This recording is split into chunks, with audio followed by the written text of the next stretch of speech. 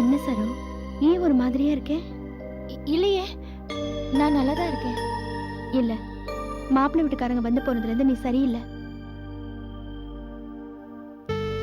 ஏய், எனக்கு எந்த வருத்தமும் இல்லடா, நான் சந்தோஷமா தான் இருக்கேன்.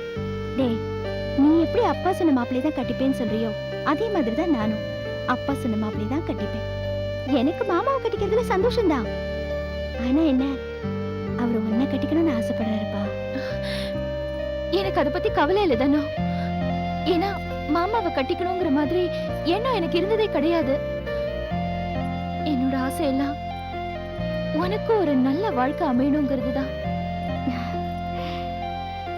மாமா கொஞ்சம் முரடுதான்பா, ஆனா ரொம்ப நல்ல மனுஷன். இந்த விஜய் பவானி எல்லாம் என்ன அடிக்கடி அறிவு கம்மின்னு சொல்லி கிண்டல் பண்ணுவாங்க தெரியுமா?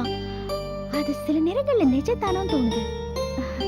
ஆமாண்டா, நீ எனக்கு வயசுலதான் தங்கச்சி. ஆனா உன்கிட்ட இருக்கிற புத்திசாலித்தனம், உன்னோட பொறுமை, நீ எங்க எல்லாரையும் பாத்துக்கிற விதம், இதெல்லாம் பார்த்தா நீ தான் எங்க எல்லாருக்கும் அக்கா. அதனாலதான் சொல்றேன், மெட்ராஸ் மாப்பிள்ள தான் உனக்கு ரைட், மாமா தான் எனக்கு ரைட். ஆனா என்ன, மாமா சம்மதிக்கணும் இல்லடா. என்னதானோ, மாமா கண்டிப்பா சம்மதிப்பாரு. சரி, நான் கொஞ்சம் கோயில் வரைக்கும் போயிட்டு வரேன்பா.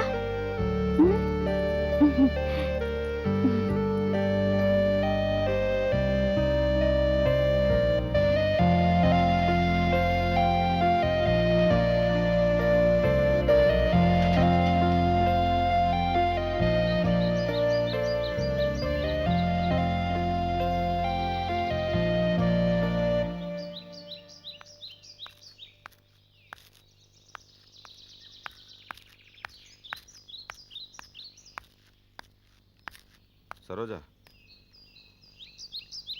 நான் எவ்வளவு நொறுங்கி போய் வந்திருக்கேன் தெரியுமா? உங்க அப்பா மனுஷன் தானா? அவர் என்ன நினைச்சிட்டு இருக்காரு மனசுல? எதுக்காக அப்பாவை திட்டுறீங்க? உங்க அப்பா விடு, நீ பேசுனதுதான் எனக்கு ஆச்சரியமா இருக்கு.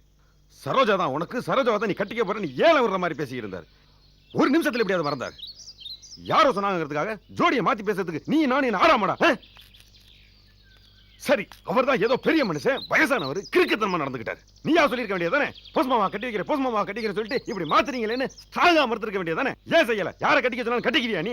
உனக்கு அறிவில்ல? மாமா, தயவு பண்ணி நான் சொல்றத கோவப்படாம கேளுங்க. என்ன சொல்ல போற? சொல்லு, அதை கேட்க தானே வந்திருக்கேன். இன்னாரத்தான் கட்டிக்கணும்னு எந்த ஒரு கனவும் எப்போ என் மனசுல இருந்ததே கிடையாது. நீங்க வேணா என்ன கல்யாணம் பண்ணிக்க போறீங்கன்னு சொல்லி என் மேல ஒரு ஈடுபாடோட இருந்திருக்கலாம். ஆனா எனக்கு எந்த ஒரு காலத்திலயும் உங்க மேல பெருசா ஈடுபாடு இருந்ததே கிடையாது. அப்படி நான் என்ன பழக்கப்படுத்திக்கிட்டேன். காரணம் எங்க குடும்ப சூழ்நிலை. ஆசைப்படுறதுக்கோ கனவு காட்டுறதுக்கோ எனக்கு கட்டுப்படி ஆகாது. எங்களுக்காக ஒத்தையா நின்னு எங்க அப்பா கஷ்டப்படுறாரு.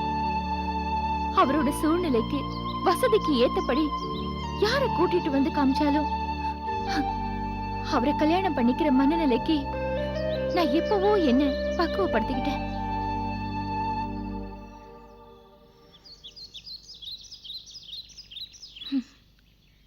இன்னைக்கு பொண்ணு பார்க்க வந்தாரே, அவரை புடிச்சு போய் இந்த ஏற்பாடுக்கு நான் ஒத்துக்கல.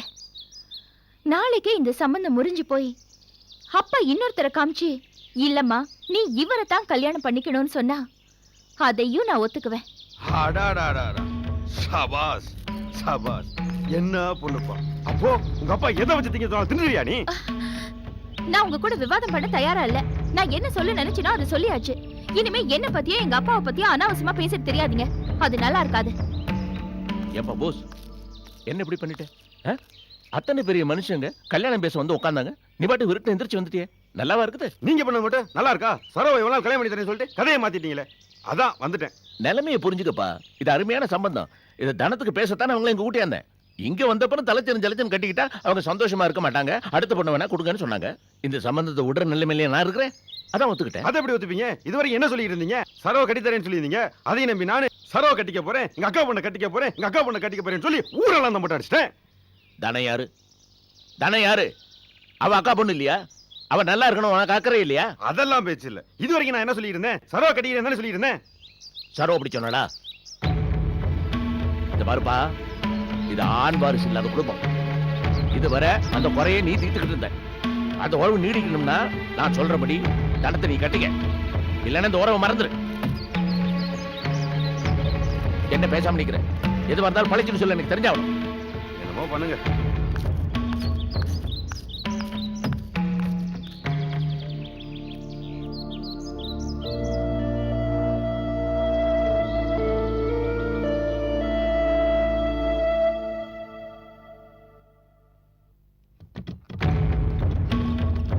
டேய் சோறா எடுத்துட்டு வா. டேய் கிளாஸ் எடுத்துட்டு வாடா. இன்னும் 2 கிளாஸ் எடுத்துட்டு வா. போ. அண்ணே வேண்டாண்ணே. போடா. உட்காரு. இருக்கட்டுண்ணே. உட்காரு.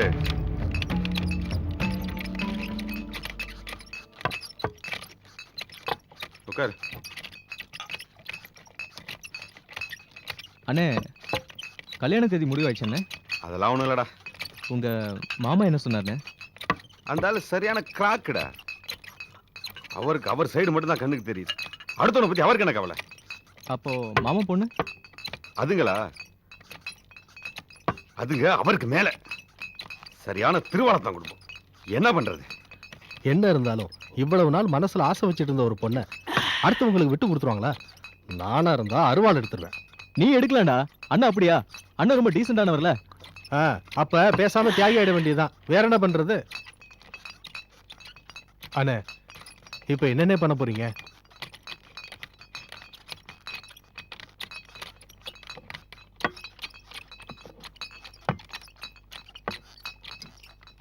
என்னண்ணே மனசுக்கு ரொம்ப கஷ்டமா இருக்கா?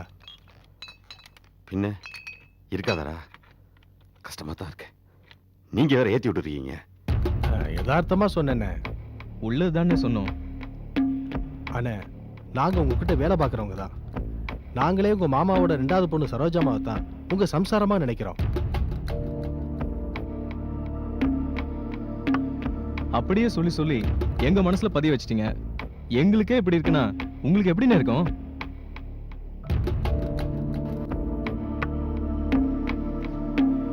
நீங்க எது சொன்னாலும் கேட்பீங்கன்னு உங்க மாமா உங்களை ரொம்ப இலக்காரமா நினைக்கிறாரு.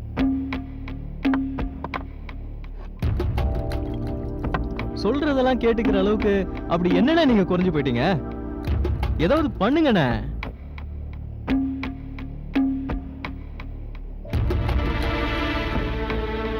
இருக்கணும். இருந்து கவனிங்க. இந்த போஸ் என்ன பண்ணான்னு இருந்து கவனிங்க. அப்பனும் மகளும் நம்ப வச்சு கழுத்தெடுத்துட்டாங்கல்ல. நான் ஏதாச்சும் பண்ணத்தாண்டா போறேன். நிச்சயார்த்தம் அன்னைக்கு பாரு நான் என்ன பண்றேன்னு. வீடெல்லாம் ஒரே இருட்டா கிடக்கு. என்னது லைட்டு கூட போடாம என்ன பண்ணிட்டு இருக்கா? செல்வா,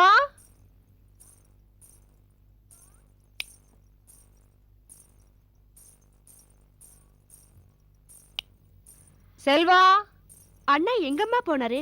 தெரியலையேம்மா.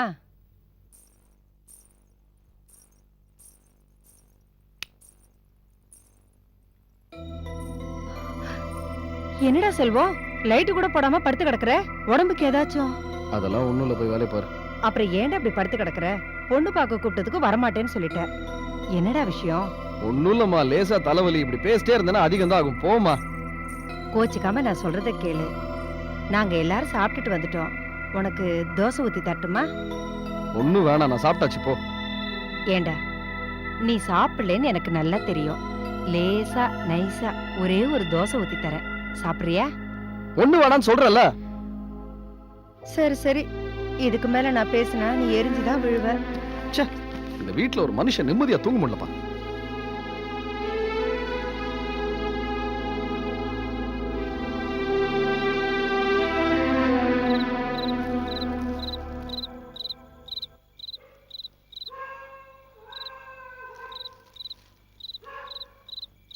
செல்வம்,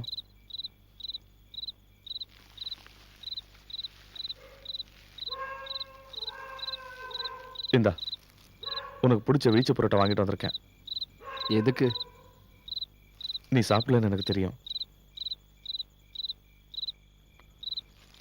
சாரிடா.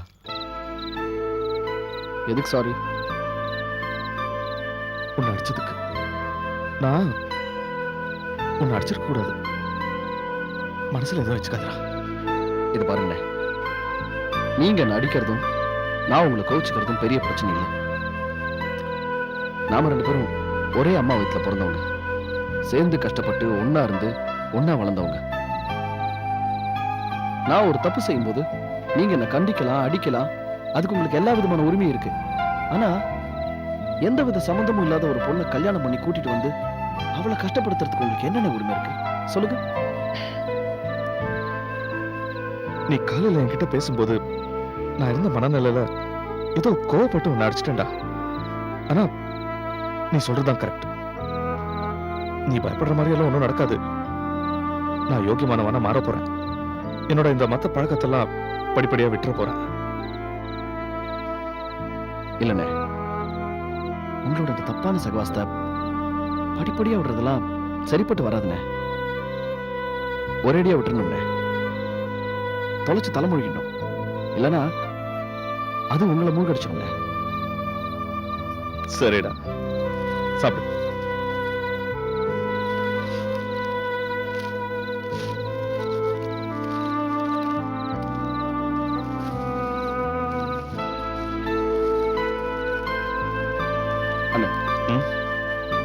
சாரி, நான் கூட கடுமையாக தான் பேசிட்டேன். வேடா, நான் கூட இதெல்லாத்தையும் விட்டுற போறேன். தேங்க்ஸ்.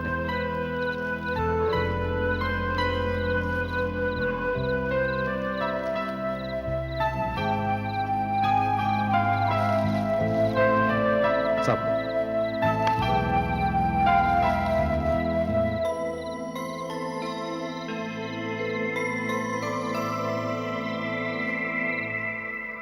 சரளா, சரளா, வாங்க சார், வாங்க.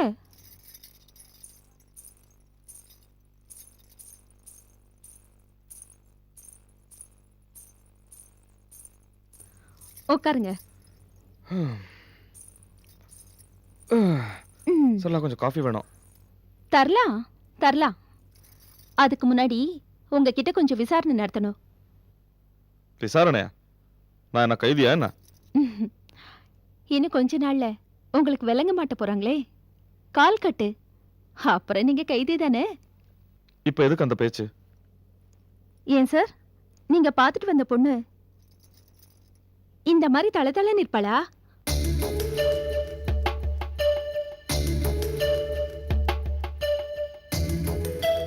என்ன இப்பவே அவளை நினைச்சு கிறங்குற மாதிரி தெரியுது? அப்படியெல்லாம் ஒண்ணும் இல்ல. என்ன உயரம்?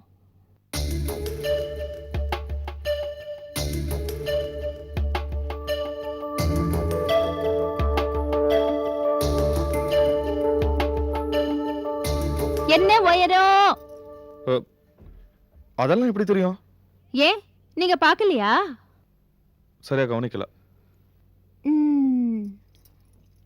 என் நேரம் இருக்குமா?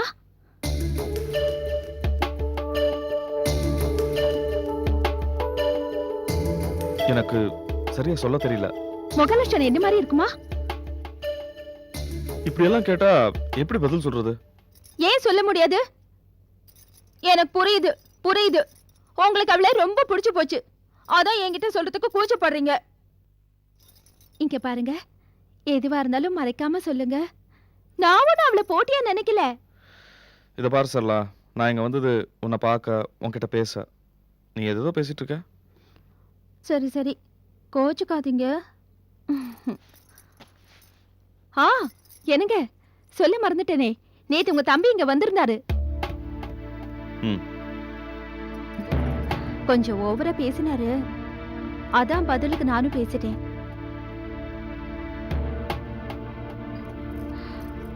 என்னங்க பதிலையே காணோம்?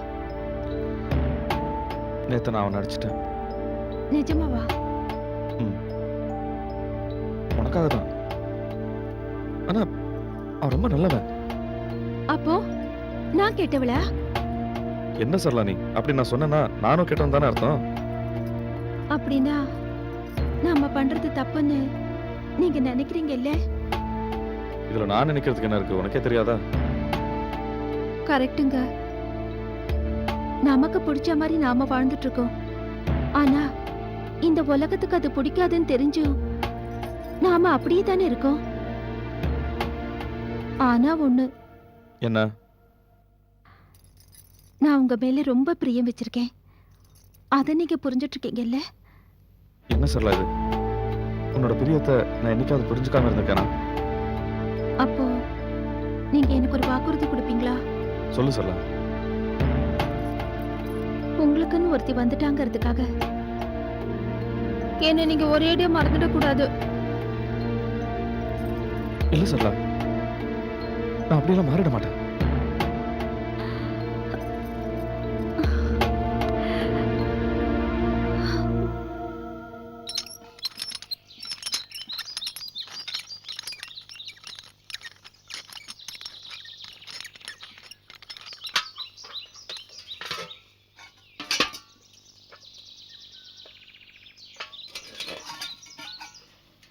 என்ன சரோ, தண்ணி எடுத்துட்டு இருக்கியா? ஆமா.